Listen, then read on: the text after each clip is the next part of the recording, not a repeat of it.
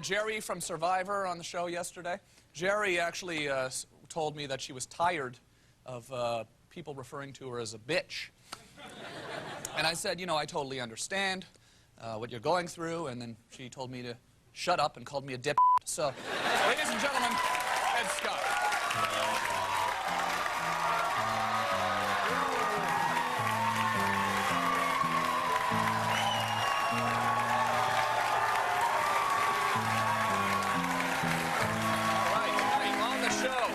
We have our resident space specialist, Dr. Franklin Reuhl is here. That's going to be cool. From Paradise Hotel, Toni Ferrari, and actor Toni Feldman. Corey Feldman's going to be here, too. Corey Feldman as well. That's cool. Okay, did you watch the Teen Choice Awards last night? No, I didn't see it last night. Okay, when we went to the Teen Choice Awards, it was a lot of fun, right? Yeah, it was okay. Yeah, I had my love connection moment with Britney Spears, right? That's one thing. We passed in the hallway. I got to make eye contact with her. There was an energy, okay? We've talked about that. We've talked about we that. had the moment with Ashton Kutcher where he looked at me and he sort of showed that he didn't like me very much. You know? Sure. Yeah. And we had a lot of fun. Got to hang out with Jim Carrey a little bit. He was really cool. That was cool. That was fun. Generally, all across the board, it was a good time. The Teen Choice Awards. Went out. I presented a little thing. But I didn't. Did you know? I didn't know until last night when the show was on. Because then everyone called me. I guess it's like David Spade was hosting the show. See. I guess like David Spade called me a moron or something like that. Did you know that? Oh, I didn't know that. No, I didn't see it. Yeah. On the show itself? On the show. Like, I didn't even know, because I was backstage getting ready to go out and do my little presentation thing for the reality award, which went to Punk'd, and which was cool. And then I guess when he introduced me, he called me a moron. He said next guy's a moron, and it wasn't in the script either, because I just found this out I just found it out really today because my mom called me and told me, actually. So when he introduced you...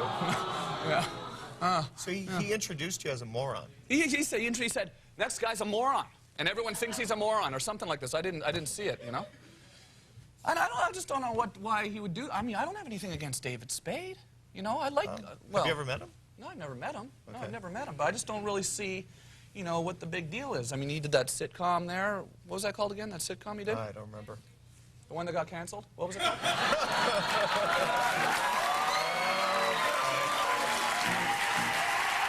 Here we go. I don't know why. No, but I don't know why he did that. I don't see why he has anything against me. That's all. Oh. And I think David, I'm Mr. Spade or whatever I should refer you to as. I don't know. Mr. Spade. Why don't you come on the show and just talk about it with me here, and maybe we can talk about what the problem is, because I don't know why you think I'm a moron. You know?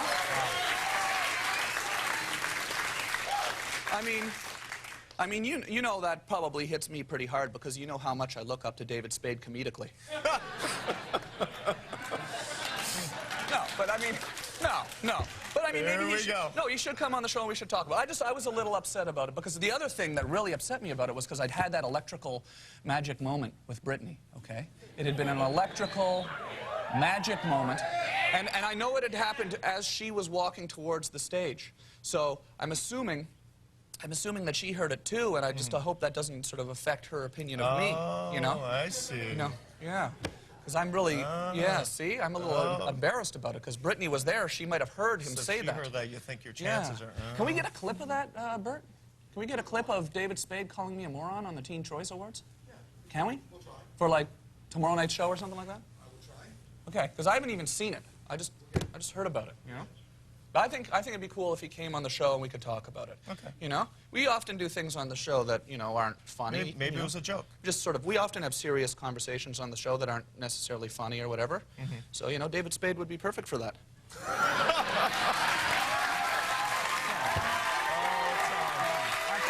fine. Wow. No, I'm fine. I think it'll be fine. Wow. Yeah. I think it'll be fine. I was at the Teen Choice Awards, walking down a long and narrow hallway. I came around the corner and I saw her. walking towards me. It's like the world was in slow motion. Her hair shining in the moonlight.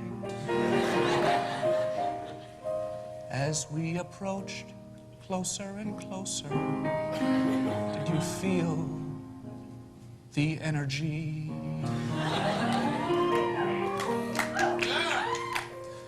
Brittany, did you feel the energy?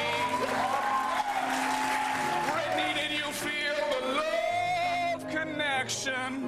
Brittany, was this our only chance to say hello? Brittany, did you feel the energy? These feelings of love, they can't be real. I should have stopped to tell you how I feel.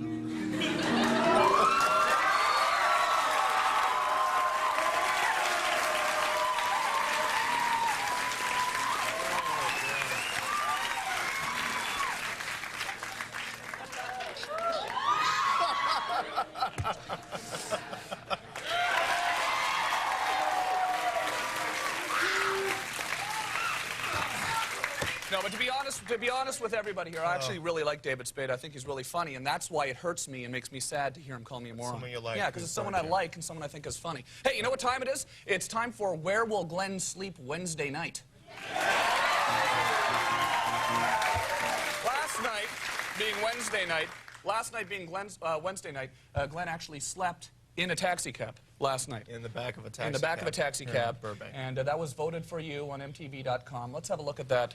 You sleeping in a taxi cab last night. Well, I've got my pajamas on, I've got a nice warm blanket, and just in case I need to run, I've got my pea millers on. So we just picked up Jose. How you doing? Very good. You smell nice, by the way. Well, I'm not sure what you wear, but it's like it's a nice, it's a musky smell. Crazy thing is, it's really comfortable back here. Probably sleep.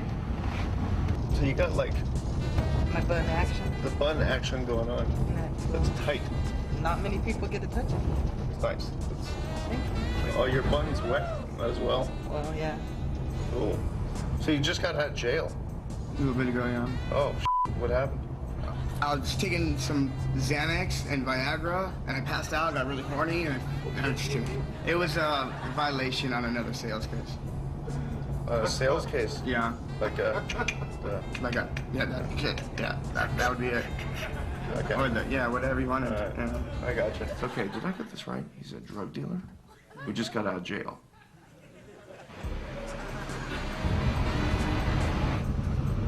He's sleeping like a baby, like a big old baby.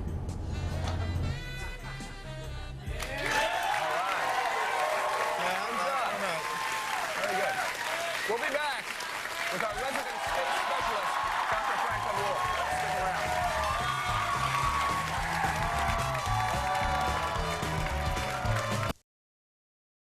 That, huh? The desk is still screwed up, by the way. The desk had a little fiasco this week with the desk. But we're going to get it fixed on the weekend. But we did get a new coffee table as well. You can see, look at that. We're quite excited about it. See a shot of that? Yeah, it's right there. There it is. There it is. There it is. See, right there. Look at that. Very excited. I saw them working on it. See, right here? Right here. Look at this. Isn't that nice?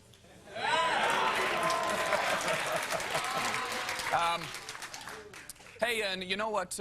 Keith Blanchard, actually, there's a reporter that helps us out a bit in the show. I don't know what the hell I'm talking about. And he went and covered a small little local news story for Channel 10 News. Let's have a look at Keith Blanchard. We on? Are we on? Keith Blanchard here, Channel 10 News, and we're going to be meeting with Julie Grist today. Julie Grist is an airplane enthusiast. It's pronounced Grist, is it? Yes. Grist, okay. And you have your book that you've written, Flying Just Plain Fun. It's a children's book.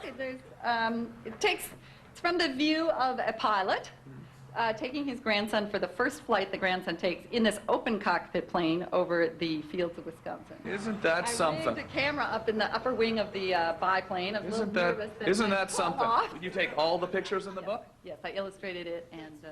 Isn't that something? Isn't that something? Isn't that something? Isn't that something? Isn't that something? Isn't that something? So there's a lot more. Isn't that something? Did not drive across the street into the neighbor's Isn't house. that something?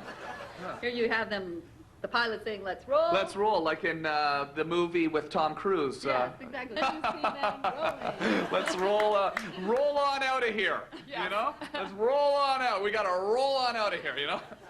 Like that. Well, since this book is about flying, and flying is just plain fun, we thought it might be kind of cool to launch one of your books Oh, that sounds great. up into the atmosphere. Okay, get out of the way, out of the way. Back up, Julie. Back up. Look at that. Oh, oh, oh. Let's come up here, Julie. Come. Oh, come on. Oh, jeez. All right. Just plain fun. I'll see you later then. Good luck with the book. Okay. All right. Got a big show tonight. Coming up from Paradise Hotel, coming up, Toni Ferrari and actor Corey Feldman is going to be here. But first, our first guest is a noted UFOologist and theoretical nuclear physicist. Please welcome back one of my favorite guests, Franklin Reuhl.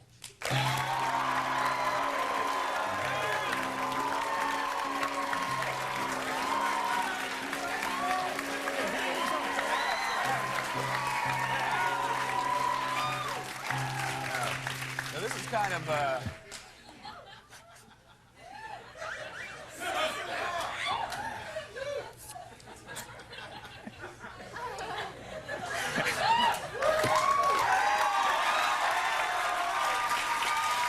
great to have you here. Great to have you here. My pleasure. I love My it. honor to be on the Tom Green Show. Yeah, you're our first third-time visitor. Okay, actually. great. Yeah. You know, I'm very excited about this because this is actually something where we can really learn something. There's actually something very amazing that's going to be happening this month.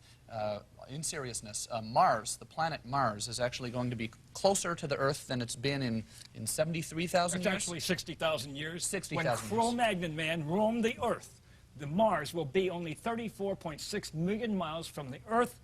You can see it at its maximum beauty on Wednesday, August 27th, 2:51 a.m. Pacific Time, 5:51 a.m. Eastern Time. And it's... Now, It's going to be a humongous reddish-orange ball just above the horizon in the southeast sky.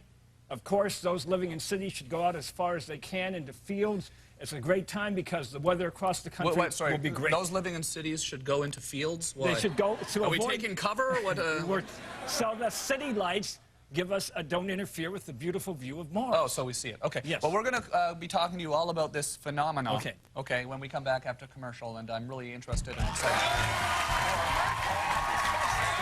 We're going to go to a commercial, and then we're going to come back and talk more about it. We're going to talk more about it after the commercial.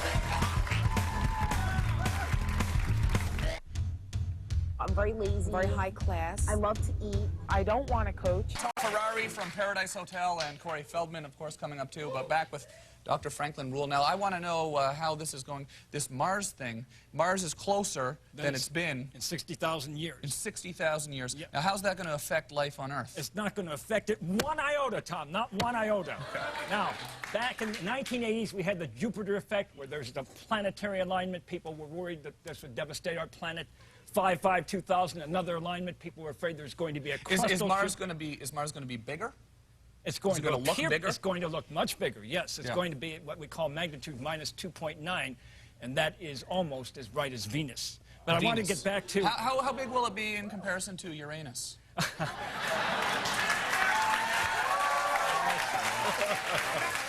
May I just go back to the first question? Supposed to say. Can you say Uranus? Let me finish. You say Uranus 5 times fast? May I finish my thought, please? Thank you. Now, back in 5/5/2000, people were afraid there'd be a crustal shift where part of the Earth at the equator would go down to the South Pole. Some were even booking passage on balloons to avert this disaster. But, of course, nothing happened. However, there's a theory, Tom, that there was a crustal shift 10,000 years ago. A crustal shift. A crustal shift where Atlantis... Has there ever been a crustal shift on Uranus? I want to tell you that Atlantis might have been actually existed and actually with this crustal shift been carried down to Antarctica. In other words, a crustal shift on Uranus? Crustal shift here. Hey, is there any... in other words, Antarctic ice. Under Antarctic ice, we may find the remains of a lost continent of Atlantis. Okay, but this is serious. Okay. But about Mars being closer to Earth, yes. Is it going to look like the size of the moon or something when you look up? Almost, yes. Really? But it's going to be near the horizon. And you again, viewing it... What day? August 27th? August 27th, and through the end of August and beginning of September. The size of the moon. So people are going to be freaking out. I don't think so. They're going to be enjoying the sight. But people have to... But if you were sort of like living in sort of an Amazon sort of tribe-type situation, no news, Fox News channel, and did not know, you might look up and freak out or something, right? Right. But that's their problem. It's not our problem. We understand. Here we are. Look at this. Fantastic. Oh! Yeah. Good. Wow. Okay. Yes, the production budget's gone up since the renewal. This is what? The solar system, right? Right. Yeah. Now show us exactly. This is Earth here, right? Right. And this is Mars. Right. So you have Mercury, Venus, Earth, Mars, Jupiter, Saturn, Uranus, and Neptune, and then Pluto's way back at the Sorry, this is my anus or your anus? Okay, so tell what exactly is happening then? Why do we not have to worry about Mars crashing into the Earth ever? Because first of all, Mars has a gravitational effect on us. It's so minimal it can hardly be measured. So no matter how close it is, unless it were to collide with us, there's no problem. Now there is a theory, since you brought that up, that there once was a collision millions of years ago that created Venus, that Venus was created from a collision of two bodies. Okay. But we don't expect that to happen in the next 10 billion years or so. Now, you talk a little bit about this face of Mars. Yes, structures on Mars, that's from the Viking Orbiter 1 from 1976. It appears to be a humanoid face, has a hairline, eyes, nose, mouth, chin. And we've come up with some other photos that have been delivered, such as from the Mars Global Surveyor, such as the Cemetery of Mars. 45... Are we going to be able to see closer, see the stuff better? You think there's life on Mars, apparently, yes, according to you, Yes, right? Well, we have the face of Mars here. We have the Cemetery of Mars. We have the boy King of Mars, which is a humanoid face on a mountainside 11 miles wide.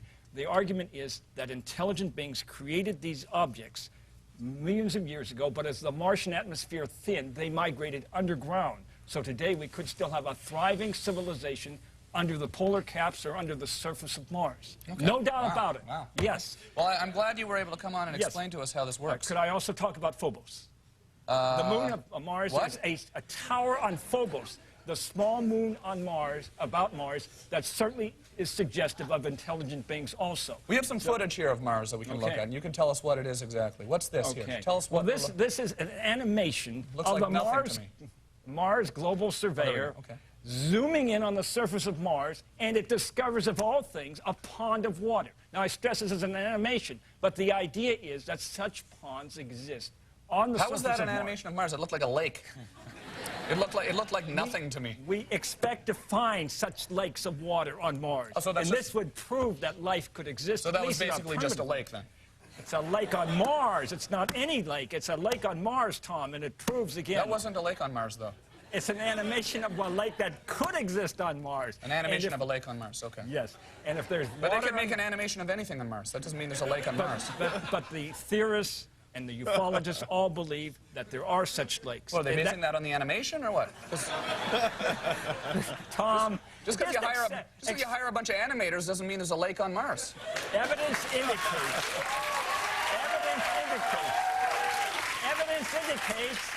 that such lakes exist. If we have primitive life forms in such lakes, that would serve as a basis for higher embodiments. So I'm just saying, I'm making a prediction right here on the new Tom Green Show that within the next 20 years, we will find such a lake on the surface of Mars. Yeah! So That proved that animation was correct. Now, that you're skeptical of life on Mars. Yeah. Not long ago, NASA had a spacecraft that was headed towards Mars. We had two that were lost mysteriously, and the question is, Tom, could aliens have actually zapped those craft to prevent our discovering their existence? And we have two more that are headed there. If those two suddenly die out... So you think some sort of maybe somebody in some sort of like an aircraft carrier type in the lake possibly launched some sort of from the lake, maybe like a cruise missile from the lake or maybe on some Mars, sort of a laser beam, something more sophisticated. But probably coming from the lake, I would bet. Well, it's possible, Tom. But they could be coming from underneath the surface or under the polar caps. Okay, well, I mean, many possibilities here. Well, it's very intriguing and interesting. I'm sorry that you're so skeptical of No, I'm not skeptical. I just wanted to have you here to explain to people this phenomenon because it is actually kind of interesting and exciting. August 27th. 27th. The 27th. You're going to hang around for the rest of the show with us, too, right? Of course. Okay, cool. We'll be right back with Toni Ferrari. I want to thank Dr. Reuhl. And we'll be back. Paradise Hotel. Stick around.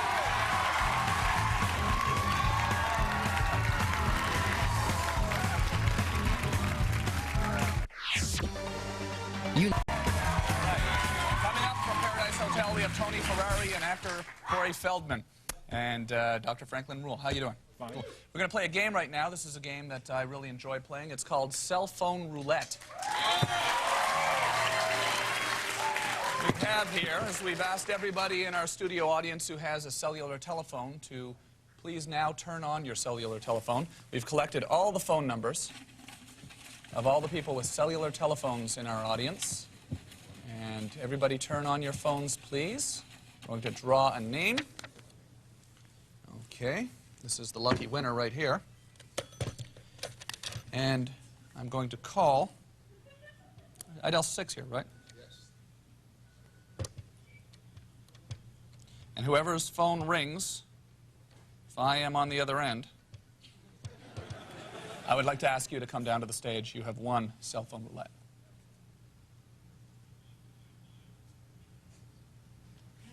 It's ringing on my end.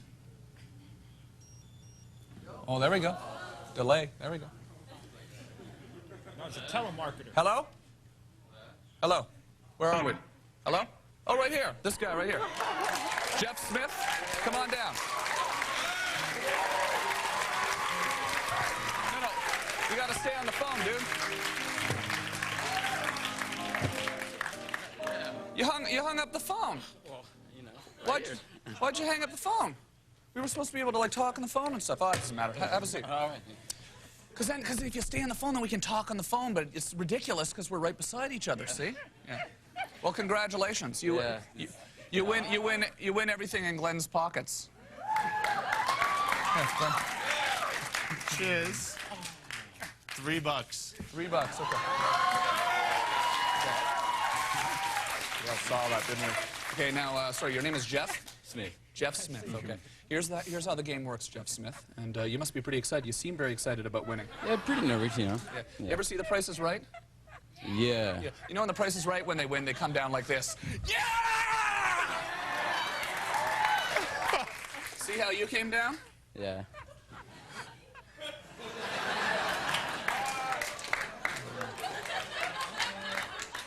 That's cool, though. I mean, you probably knew you were only winning $3, right? Yeah. So that's cool. So here's the thing, Jeff. You can keep.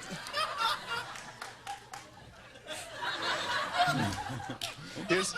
Nervous here, you know. Oh yeah, no, I got it. You just don't seem that excited about the $3. Oh, yeah, I was hoping like $100, Yeah. 200, you know.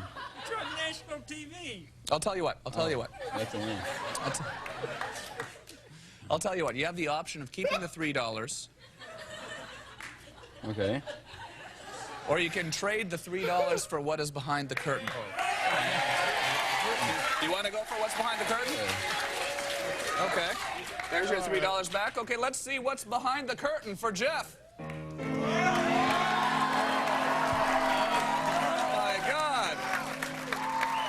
It's a 500-sheet ream of letter-sized paper. Great for any occasion. It's quality tested and 100% guaranteed with impressive brightness level of 84 and each corner a perfect right angle. But that's not all.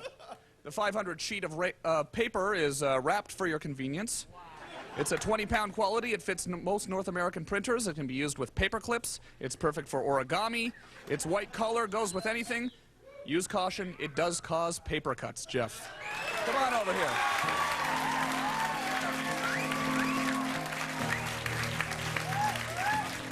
Let's have a hand for Vanessa.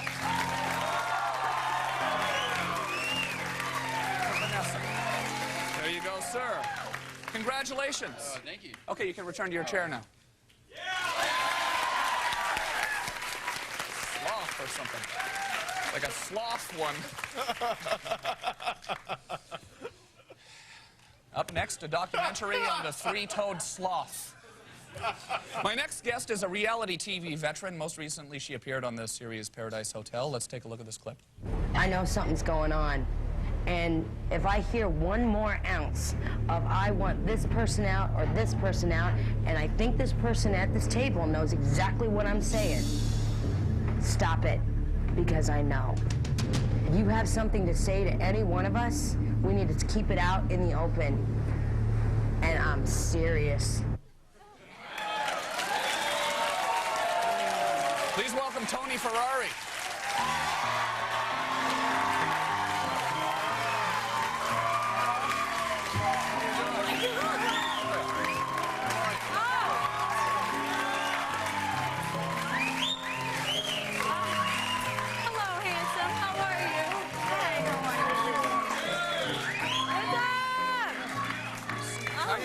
I'm good.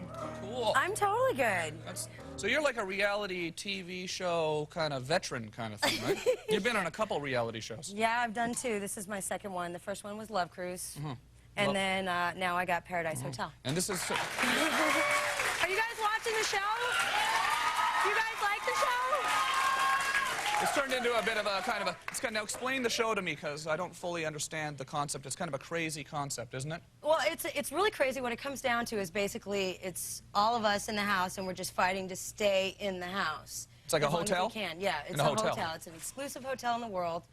And we don't know the rules until you guys know the rules. Like, when it comes to the vote off and the roommate selection, we're just like, oh. And do you win $1 million at the end if you win? We're hoping, yeah. What do you win? I don't know. You win nothing on it, There's right? rumors of this huge prize, but we're not totally sure. Maybe it's 500 sheets of lined paper. You know what? I would take that. But the idea is, though, it's constantly changing. Like there's constantly changing. It's the first reality show that anybody from the audience in America can actually become the star. It's like a mind game. Oh, it's the biggest mind game you've ever seen. It's like Survivor, except instead of being in the Australian outback or in the middle of the African desert, it's in a 5-star hotel on the beach. You know what, though? I have to admit something. Like, we do take breaks because, you know, the crews can't run and we have to take a break. You have no idea that you literally, Freddie Got Fingered, saved my ass on that show.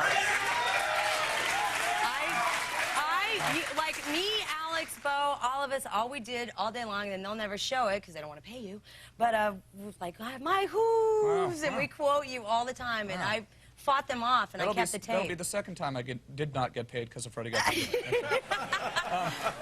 No, but now let's see here now.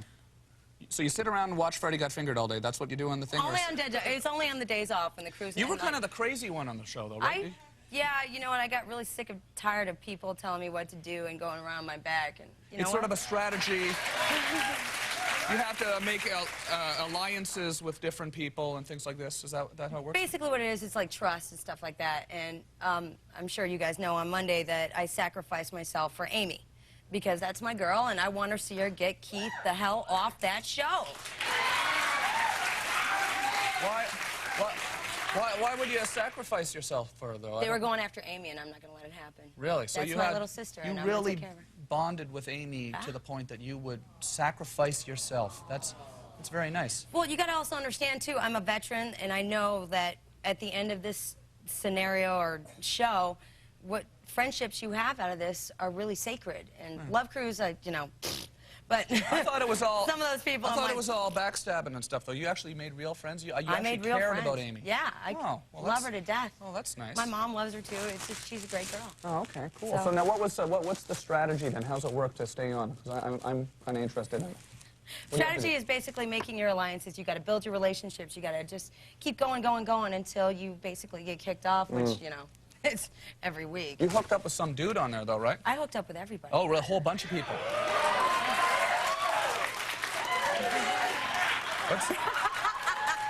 What does it say on your shirt exactly? It says, what's his name? No, it's okay. You don't have to pull it out. You don't have to pull it out. It's already pulled out, dude. Cool. God bless my doctor. That's cool. Well, that's a lot of fun. Well, I appreciate you coming on the show. It's Thanks exciting. for having me. I know it's a big big hit on Fox now, right? Everyone's kind of talking about it. It's a big deal. I've only been back in the country for like literally 48 hours, so I have no idea. Yeah, where is it anyways? Where's the hotel? Can't tell you. I heard it was in Acapulco. Is that where it is? I think it is. You think that? Why do you think that? I heard it was in Acapulco. Who told you that? I wish it was in Acapulco. I probably would have got better food. Yeah, well, that's cool. Well, thanks for coming on. It's cool. We'll be right back with actor Corey Feldman. Stick around. It'll be cool. How you doing?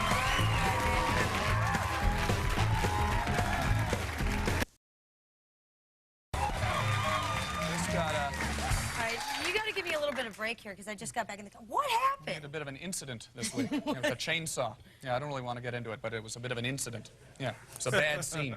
Get that guy. You just got back into I'll get the country. that guy for you. Yeah. Bring him back on. I'll take care of him. We'll tell you how to find him. So you just got back into the country? Yeah, I've only been back for 48 hours. Oh, really? Okay. Yeah. So what would you do if you could go back to the hotel? Would you do anything, like, differently? Oh, you have no idea. I would have so much fun messing with people. Because I don't want to win, so I would just call everybody out and start cracking skulls. I think we should get Dr. Reuhl to the hotel.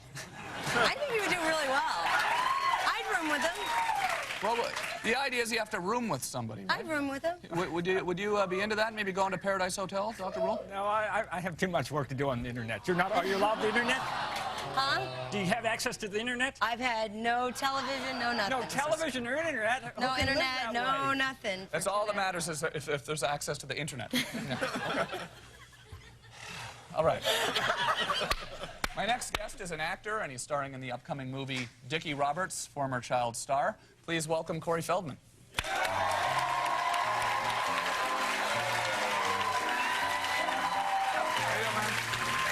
How are you, John?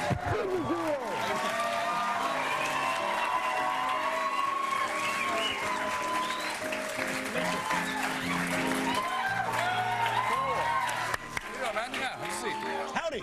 How are you doing? I'm lovely. Cool. How are you? Good. I'm doing good. You're really as tall as you look on television. Oh, really? Oh, okay, yeah. Well, That's amazing, isn't it? Didn't you guys think he was going to be shorter? You thought I would be shorter? Because I am. Oh, well, no. I don't know. You're in the new David Spade movie. I am. Yeah. That's it. Yeah. Just cut right off that. Segue off that. That's good. Yeah, no, that's cool. That's former child star. It's called. You were a child star, so I'm assuming that's got. Did you have to bring that up? Did you really have to bring it up? Is it a touch? It's not a touchy topic for you, is it? You're gonna make me take my clothes off. Well, Tom. it's not the goal exactly, but. Oh wow! Look at that. Let me see. Oh, that's cool. That's you in the Goonies. That's me when I was little. Oh, that's amazing. Was there other people from the Goonies in the Dickie Roberts movie? No, absolutely not. As a matter of fact, that was in my contract. Yeah. No other Goonies people. You don't keep.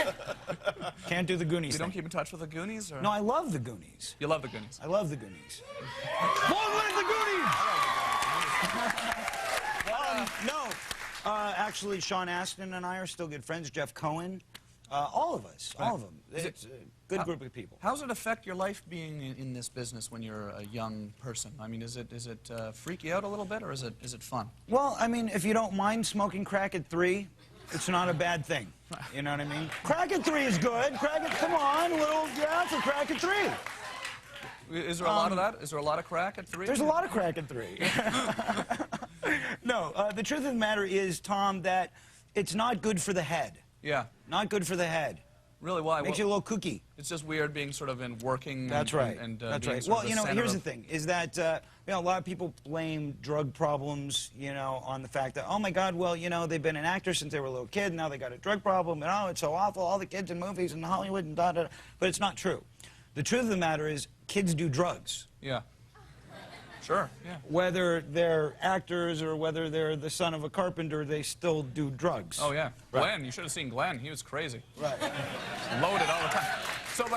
So you think it's more about the responsibility being placed on you, and you should just be having fun when you're a kid? Well, I think that, yeah, I just don't think that kids, I mean, you know, granted I was a kid actor, and granted I had a very successful life, you know, but I also had a big roller coaster life as well. I had a lot of ups and downs. I had a lot of, you know, people kicked the shit out of me for a while. I mean, that's the bottom line. And I had to kind of, you know, fight it and come back from it. So what's the movie about then? It's about exactly that. right. Nice segue. Yeah. No, it really is. It's about, you know, this kid, Dickie Roberts, who is a David Spade, by the way. Big fan of yours, I hear. Yeah. Anyway. Apparently he thinks I'm a moron. Yeah, he told me that backstage, actually. Oh, David, is he here? Yeah. Oh, that'd be cool. He'll be out in a minute. Oh, wow. No, I'm just joking. Security. Gotta call security.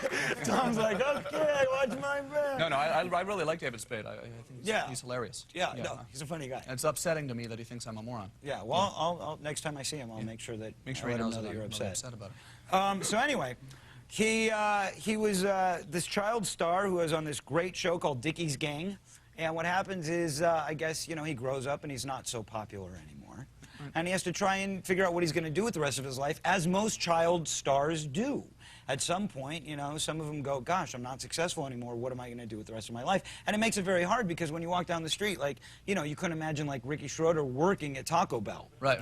You know what I mean? If you walk into Taco Bell and Rick Schroeder is working there, I'd be eating at Taco Bell all the time if that was Well, he owns Taco Bell. We have a clip of the movie, right? We have a clip from the movie. Dickie Roberts. Magazine gave Sexiest Man Alive to George Clooney. Don't get it. George Clooney. It's voting on that stuff there. You know what, though? George Clooney is a great star. He's huge and deservedly so. Yeah. Oh, yeah, of course. Big fan. I love that boat movie. We got them all.